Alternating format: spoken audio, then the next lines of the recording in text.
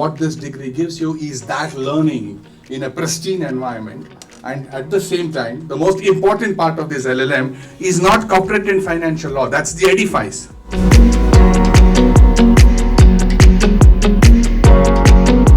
A corporate and financial law is the backbone of an economy like our country. In the next 15 years, they expect that $4 trillion to become $8 or $12 trillion, which is purchasing power parity of $25 to $30 trillion as an economy.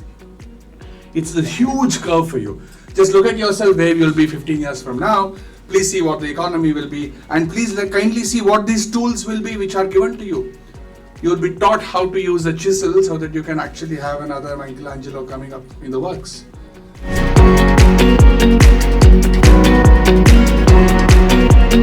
Now I'll give you 3 illustrations as to why it is not wow.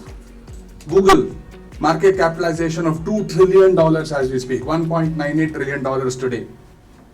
Meta companies, Facebook and all, $1.3 trillion market capitalization today. And throw in the third company, Amazon, $1.75 trillion market capitalization today. Google, Meta, which is Facebook and Amazon put together, is as large as your national economy. Just imagine the kind of activities that those companies will do. They don't have to cater to 1.4 billion people, give them food, water, shelter, clothing, roads, nothing. They have that kind of capitalize the market net worth and capital venture value that they can do anything that they want in the world today. And who advises them on it?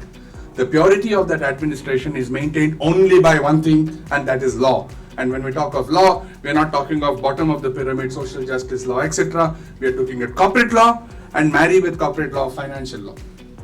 Financial law and corporate law, ladies and gentlemen, is not meant to serve business interests. They will grow anyway. A pure capitalist will grow irrespective of what you do to them. Therefore, these companies will continue to grow. The reason why corporate and financial law and policy, and that's the word here, becomes very important is because it maintains the purity of governance.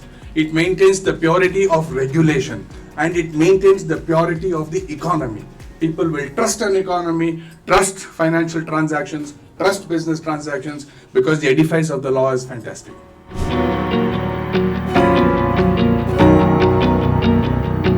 All of you, ladies and gentlemen, you should remember that an LL.M program, apart from what all the professors told you in terms of continuing legal education, etc., which is a good thing, all of it is correct. But an LL.M program is really not just about learning the law or learning actually the edifice and the interoperation of law and businesses.